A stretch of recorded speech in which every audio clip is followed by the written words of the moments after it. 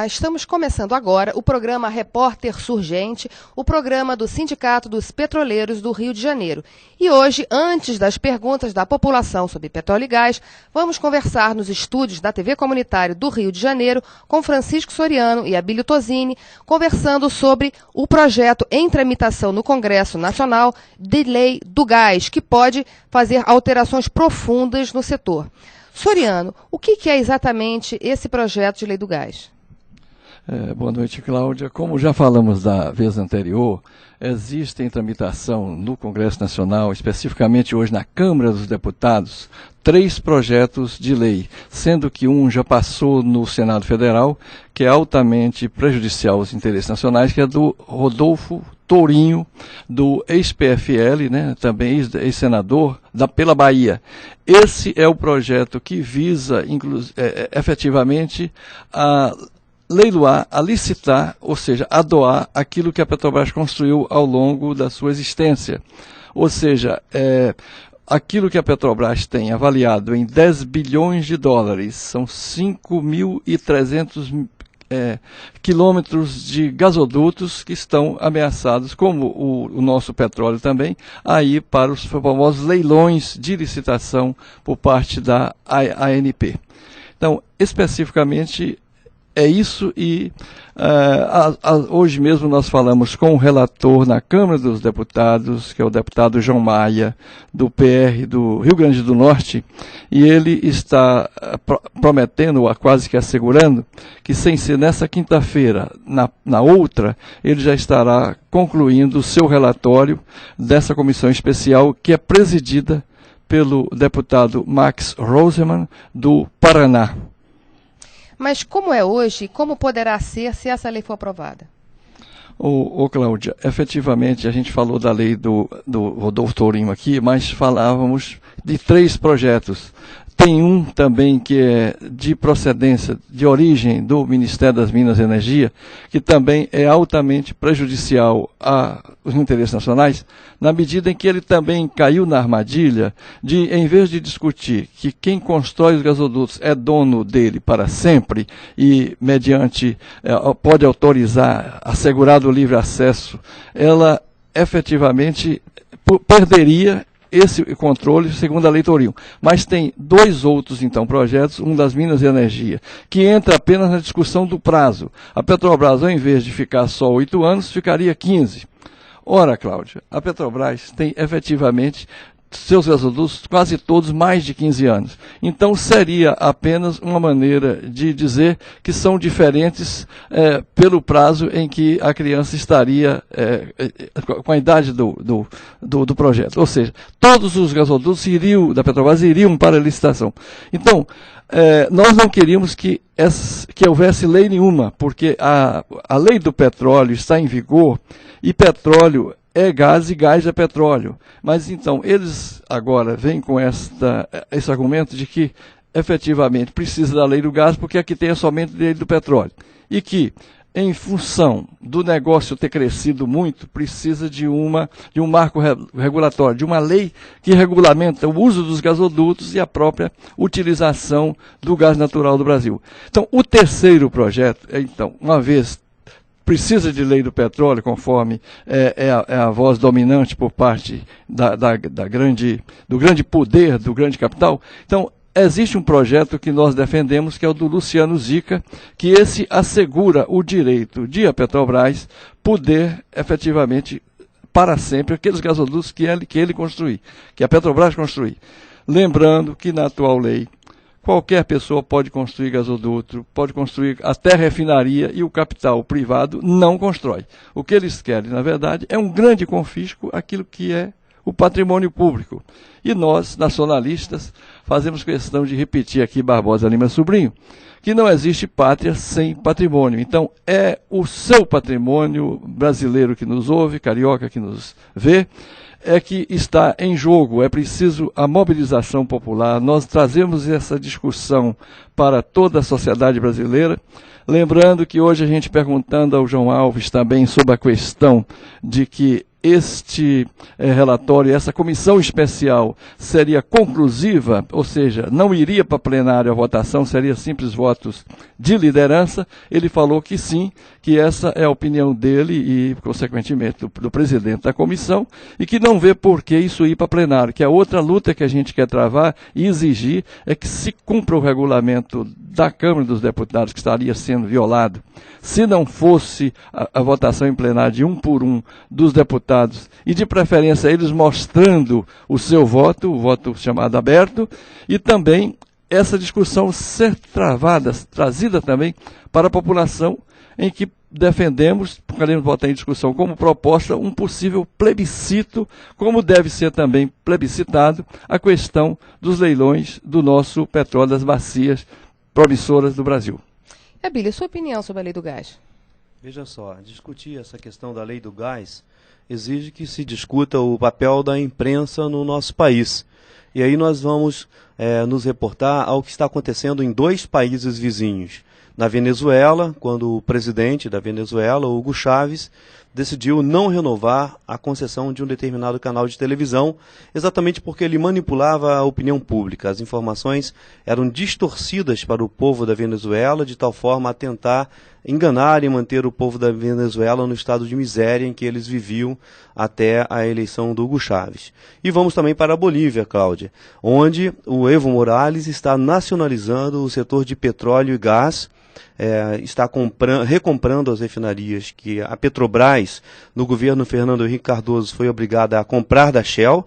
Aquelas refinarias não eram brasileiras no passado, foi um negócio mal feito no governo Fernando Henrique Cardoso, onde a Shell já pressentia que ia haver problemas políticos na Bolívia e quis sair de lá e passou para algum bobo da corte aí, no caso, o governo brasileiro foi lá e exigiu que a Petrobras comprasse as refinarias da Shell. E agora o Evo Morales está nacionalizando o setor de petróleo e gás. E aqui no Brasil, o que é que a grande imprensa fala em relação ao setor petróleo e gás? A grande imprensa fala o discurso que as multinacionais do petróleo querem que a grande imprensa fale, que a abertura tem que continuar, que a Petrobras tem que ser minimizada em relação à sua participação no mercado, e por trás disso, dona de casa, trabalhador de outras áreas de atividades econômicas, o que é que acontece com você quando a Petrobras perde terreno para as multinacionais? É só lembrar, há 10 anos atrás, quanto era o preço da gasolina que você colocava no seu carro em dólar e quanto é hoje. Por quê? Porque no governo Fernando Henrique Cardoso, praticamente metade das ações da Petrobras foram desnacionalizadas, vendidas na Bolsa de Nova York. E agora a Petrobras tem que garantir o lucro máximo para os acionistas estrangeiros. E essa questão da abertura do setor gás, que também é uma parte, o gás é uma parte do petróleo, de componentes do petróleo, para a entrada das multinacionais, é o que se discute na lei do gás. Na realidade, como o Soriano disse, as empresas multinacionais podem entrar, produzir gás e transportar. Só que elas querem transportar o gás que elas vão passar a produzir utilizando todos os investimentos feitos pela Petrobras. E isso é o conteúdo da lei. A proposta é aprovada pelo Senado na surdina, na calada da noite. Um projeto de lei, como já dito, de autoria de um ex-senador do PFL da Bahia, um projeto de lei de encomenda para atender às necessidades das empresas multinacionais transportarem o gás que elas produzirem sem fazer investimentos em dutos e gasodutos. Queria aproveitar que a gente está no mês em que se faz homenagem ao meio ambiente, para que você falasse um pouquinho o uso racional da energia, quer dizer, como é que a gente utiliza hoje? Entrando nessa questão da Semana do Meio Ambiente, o mês do meio ambiente, o Dia Mundial de Lembrança dos Problemas Ambientais é comemorado no dia 5 de junho, que já passou. Aí entra outra diferença de atuação da Petrobras e das outras empresas de petróleo e gás no nosso país. Nós, do Sindicato dos Petroleiros, temos críticas e acompanhamos o trabalho da Petrobras, até por interesse do que acontece com o trabalhador no seu meio ambiente de trabalho, evitando a exposição ao risco, evitando a contaminação. Exigimos que a Petrobras se aperfeiçoe cada vez mais. Mas nós temos certeza que as outras empresas não têm o mesmo cuidado, as outras empresas não cuidam direito das estações de trabalho, sequer respeitam a legislação trabalhista brasileira. Por exemplo, a Petrobras garante que um trabalhador que está lá na plataforma, ele trabalha 14 dias e depois descansa 21 dias para que o seu organismo se regenere e ele volte em condições de trabalhar. As multinacionais reduzem em 30% praticamente o período de descanso dos trabalhadores. Começa por aí. E a Petrobras procura ser respeitadora da nossa legislação ambiental, porque é uma empresa do nosso país. Se ela causa dano, ela está causando dano a nós mesmos. Ainda existe um respeito para com a nação brasileira. E como é que vai ser o comportamento das multinacionais? Nós sabemos o que a Shell, a Esso, a Texaco, a British Petroleum fazem em outros países do terceiro mundo, na Nigéria, onde volta e meia tem vazamentos e seres humanos são queimados vivos naqueles vazamentos. Nos países aqui da América do Sul, a legislação trabalhista não é respeitada, tanto é que os bolivianos ficaram com uma ojeriza às multinacionais do petróleo. A Petrobras entrou lá recentemente, quem estava antes era a Shell. Como é que a Shell se comportava nos países da América do Sul? Como as multinacionais se comportam lá no Equador, explorando áreas de reserva indígena, alcoolizando os povos indígenas, prostituindo aquelas nações que habitam lá, regiões da floresta amazônica, lá já perto dos Andes. Eu posso fazer também aqui uma colocação, companheiro Abílio, sobre essa parte de meio ambiente. Essa discussão surge na década de 60, 70, mas ela trazia também, paralelamente à discussão do meio ambiente, a discussão também social, ou seja, o consumismo. O que é discutir o meio ambiente sem passar, por exemplo, sobre a presença de 3 automóveis, cada americano com 3 automóveis, jogando poluentes. O que seria, por exemplo, o chinês não tem também igual direito? Como é que fica esse mundo, sobretudo o capitalismo? Será que ele é compatível com o meio ambiente? O individualismo teria solução através, então, do neoliberalismo, a gente trazer, equacionar os problemas que nós temos aí ambientais? Isso ficou evidente, Soriano, numa mesa redonda que aconteceu terça-feira passada, dia 5 de junho, dia do meio ambiente, no auditório da Petrobras, promovida pela Comissão Interna de Conservação de Energia da Petrobras, aqui da cidade do Rio de Janeiro. Ficou claro, vários debatedores, Jean-Pierre Leroy, Aziza Beber, ficou muito claro que se a humanidade não mudar os seus padrões de consumo de energia, não só energia de petróleo, energia elétrica, ou mesmo a energia de biomassa, do biodiesel, do álcool, nós estaremos transformando o nosso planeta em um planeta inabitável em algumas dezenas de anos. A verdade é que, se estender o padrão de consumo dos norte-americanos para todos os outros habitantes do planeta, o planeta se acabaria em alguns anos, porque o padrão de consumo de energia hoje ele é insustentável para a natureza. A natureza não consegue abastecer a sede de consumo da humanidade de acordo com os padrões norte-americanos e europeus. Os europeus vão moderando um pouquinho, procurando reutilizar materiais, procurando fazer racionamentos. Foi dado o exemplo lá da época que nós fizemos aqui o apagão do Fernando Henrique Cardoso.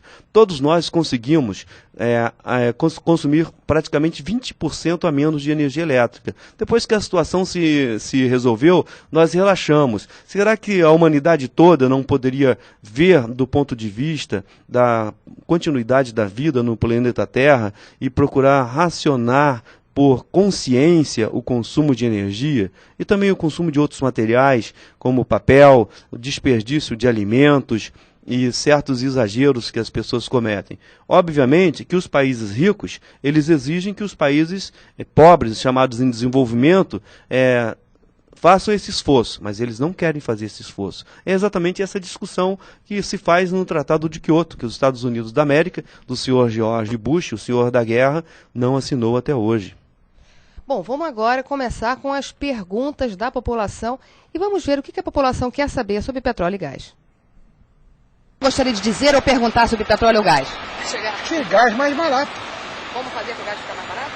Arranjar um jeito de levar energia para a população poder produzir, porque nós estamos comendo mal, dormindo mal, viajando mal, tudo isso está aí para ser feito. E agora? Eu, nessa idade, vou esperar o quê? A energia, telespectador, ela já está disponível. Acontece que hoje, em relação, por exemplo, ao brasileiro, o poder aquisitivo do brasileiro, ela é cara. Na realidade, se nós formos analisar, a nossa energia é bem barata. A energia elétrica vem principalmente das usinas hidrelétricas. É só represar a água, instalar as turbinas geradoras, e a água da natureza faz o trabalho de gerar energia elétrica. O maior componente vem das usinas hidrelétricas.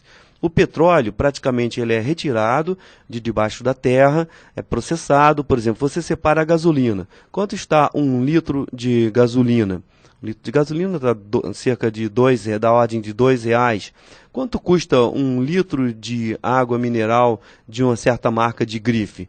O que é que dá mais trabalho? Tirar o petróleo, refinar o petróleo, transportar o derivado, levar até um posto, ou ir lá numa fonte de água mineral e sair engarrafando a água? Para você ter uma ideia, então, que a energia não é cara. Acontece que ela é um componente que representa uma parcela grande do custo na cadeia produtiva.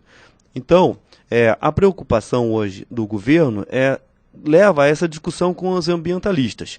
É preciso construir mais hidrelétricas, é preciso construir termoelétricas a gás, só que isso representa a degradação do meio ambiente. É preciso, então, se fazer os estudos de impacto no meio ambiente. A energia existe. O que nós temos que discutir é um uso mais adequado da energia, um uso mais racional, e a energia gera o desenvolvimento.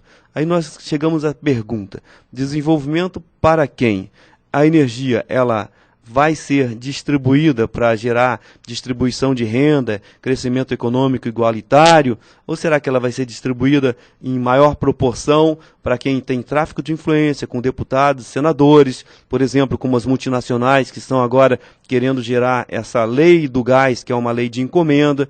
E aí, Soriano, é bom nós falarmos para o espectador que existem 3 propostas para a lei do gás. A do senador Tourinho, que foi aprovada já no Senado, mas existe uma proposta do Ministério das Minas e Energia, que é do governo que nós elegemos, a maioria dos brasileiros, mas que não é muito diferente da proposta do senador Tourinho. Ela privilegia garantir a chamada segurança do investimento para as multinacionais. Cláudia, Soriano e brasileiro que você está aí na sua casa. Você, quando decide abrir um negócio, seja um pequeno estabelecimento comercial, um lugar onde se trata lá de beleza, ou uma padaria, uma banca de jornal, você corre risco. O seu negócio pode não dar certo. O que as multinacionais do petróleo querem? Elas querem vir aqui fazer investimento com a certeza de que não vão ter prejuízo e querem que o governo garanta. O governo garantia significa pegar o imposto que você paga com o seu suor do seu trabalho para garantir o lucro certo da multinacional. Está certo isso? A Petrobras investiu na nossa malha de gasoduto até hoje, correndo o risco. Hoje, a Petrobras está construindo o gasoduto Nordeste, o Gazene, levando gás aqui do Sudeste lá para o Nordeste. É rentável esse negócio? Não é rentável, mas a Petrobras está fazendo por uma questão de brasilidade, por uma questão de integração do Brasil do ponto de vista energético, para levar gás para abastecer as usinas Termagás, construída pelo senhor Fernando Henrique Cardoso alguns anos atrás, sem ter gás nenhum lá no Nordeste. E isso, a grande imprensa não denuncia para a população as falcatruas governamentais, que ainda acontece hoje com as Galtamos da vida e as falcatruas do governo passado. O que nós deveríamos ter exigido que o governo Lula fizesse era uma auditoria completa em todos os investimentos, essas obras inacabadas, pontes que são pagas 3, 4 vezes e não são construídas até hoje. Eu conheço uma ponte lá no Rio Ivaí, que ela está lá já há quase 10 anos. No meio do rio tem a ponte, não tem o acabamento nem para um lado nem para o outro. E existe um monte de pontes assim no Brasil afora. Então, energia para quê? Para fazer investimentos inacabados? Quanto é o investimento de uma grande obra inacabada que nunca se reverte em benefício para a população? Energia para quem? Para gerar concentração de renda, falcatruas em licitações? Então, povo brasileiro, é bom a gente abrir o nosso olho dessa pergunta: energia para quem? Voltamos à porta da Petrobras para ver a pergunta. Vai. Quero saber por que as corporações de mídia defendem tanto os leilões do petróleo realizados pela ANP. Existe previsão de retomar a privatização das nossas áreas promissoras em petróleo e gás. Por quê?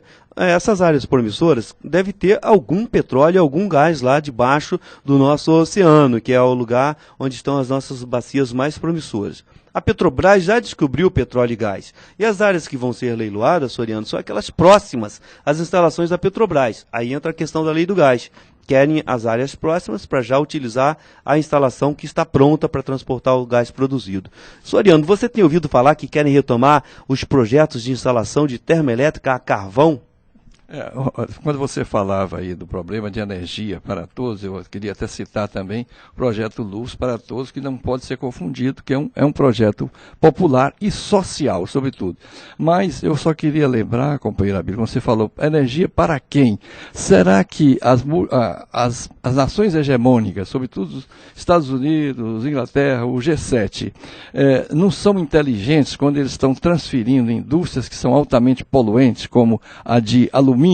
Essas indústrias não querem no país deles, porque são altamente poluentes. E para essas indústrias, o nosso governo dá um preço de quilowatt diferenciado. Então, o preço do quilowatt para as indústrias é mais barato do que para a população. Só lembrando esse detalhe. Agora, sobre o nosso leilão, companheiro Abílio, sobretudo dizer que vai continuar tendo a nossa resposta. Eu estou vendo aí na sua camisa, nacionalização já. Eu gostaria até que você também tecesse algum comentário. Por que nacionalizar? Mas a Petrobras não é nacional? E quando o companheiro Abílio falou das ações da Petrobras, que foram vendidas na Bolsa de Nova York, lembrando que o governo Lula já fez alguma coisa. Achamos que é muito pouco, companheira Cláudia. Ao final do exercício passado, do ano de 2006, foram recompradas cerca de 5 bilhões de ações que a gente tinha passado para eles. Achamos que o nosso governo tem que fazer alguma coisa pela renacionalização da Petrobras, que o companheiro Abílio vai dar mais detalhes sobre isso, a quantas anda, mas que poderia ser feito, por exemplo, ideias que a gente jogaria. A diluir mais as ações, ou seja, não só a gente recomprar aquilo que está no mercado de Nova York, e a lei das SAs permite que você use parte do lucro para retomar isso, que é uma ação, um título extremamente importante, haja vista que a Shell, por exemplo, eles têm 30% de ações do governo inglês e 30% do governo holandês. Existe a Golden Share, que são ações de ouro, que essas 30% eles não vendem para ninguém. Isso é da coroa da Inglaterra e da coroa da Holanda. Então, isso eles não vendem. Então, seria o caso da gente estabelecer um mínimo de 80% das ações da Petrobras ficarem para brasileiros, ou o próprio governo, ou a própria Petrobras. São ideias. Então, por que a nacionalização já, companheiro Abílio? Veja só, Soriano, aí nós voltamos a discutir de novo o papel da grande imprensa, das redes de televisão, dos grandes jornalões, aqueles que têm alcance em todas as camadas da população. Quisera eu que a nossa TV comunitária alcançasse todos os municípios brasileiros e tivesse um grande índice de audiência. Aí talvez nós conseguiríamos começar a mudar o nosso país. Agora, mais importante do que falar na renacionalização das ações que estão nas multinacionais é parar a privatização, parar imediatamente com esse leilão de áreas promissoras em petróleo e gás. Todos os países do mundo estão procurando controlar cada vez mais as suas reservas como uma questão de segurança nacional. Os Estados Unidos, para garantir esse consumo exacerbado de energia, o que faz? Inventa pretextos para a guerra, invadiu o Afeganistão, invadiu o Iraque, ameaça invadir o Irã, inventa um pretexto que os países tal têm arma de destruição em massa, inventa pretexto que o Hugo Chávez ameaça a democracia no mundo. Por quê? Porque a Venezuela hoje, contabilizada, é a segunda maior potência em reservas promissoras em petróleo e gás. Então, na realidade, senhor, nós temos que exigir do governo Lula que suspenda imediatamente os leilões de privatização das nossas petróleo e gás. Isso é um desafio para você. Você pode, quem tem acesso ao computador, já entra na internet, manda uma mensagem para um deputado, para um senador. É www.câmara.gov.br ou www.senado.gov.br. Mande a sua mensagem exigindo que o senador e o deputado se preocupem com o Brasil e parem de ser vendilhões da pátria. Isso é o que nós temos que fazer, Soriano. Suspender imediatamente os leilões das áreas promissoras e petróleo e gás. E nós vamos chamar, se esse leilão for mantido para outubro, nós vamos chamar você, brasileiro, você brasileira, para ir para a rua, protestar contra a entrega da nossa soberania. Nós não podemos continuar rumando de volta à escravidão. No debate, no dia 5 de junho, lá no Dia do Meio Ambiente, na Petrobras, foi muito bem lembrado pelo Jean-Pierre Leroy que o Brasil não pode virar uma grande fronteira agrícola para plantar cana, para gerar álcool, para os norte-americanos continuarem com seu nível de consumo de energia elevadíssimo.